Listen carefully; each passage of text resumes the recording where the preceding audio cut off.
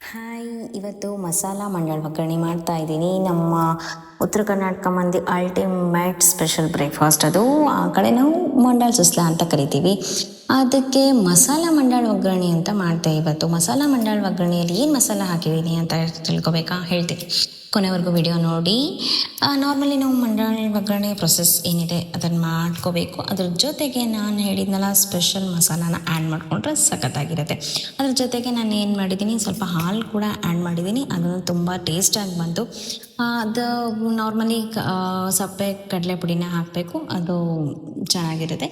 ಈಗ ಮಸಾಲ ಏನಂದರೆ ಪುದೀನ, ಅದ್ರ ತಕ್ಕಂಗೆ ಹಸಿಮೆಣ್ಸಿನ್ಕಾಯಿ, ಆಮೇಲೆ ಸ್ವಲ್ಪ ಬೆಳ್ಳುಳ್ಳಿ, ಕೊತ್ತಂಬರಿ, ಹಾಗೆ ಒಂದು ಪಲಾವ್ ಎಲೆನ ಹಾಕ್ಕೊಳ್ಳಿ. ಮಿಕ್ಸಿಗೆ ಹಾಕ್ಕೊಂಡು ಅದನ್ನು ಮಸಾಲ ಹಾಕಿದರೆ ತುಂಬ ಚೆನ್ನಾಗಿರುತ್ತೆ. ನೀವು ಟ್ರೈ ಮಾಡಿ ಬೇಕಾದರೆ, ತುಂಬ ಟೇಸ್ಟಿಯಾಗಿರುತ್ತೆ.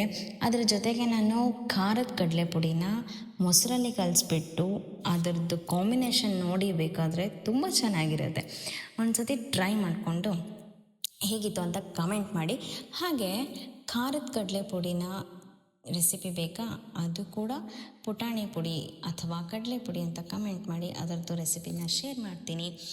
Simple, tasty and ready in just few minutes.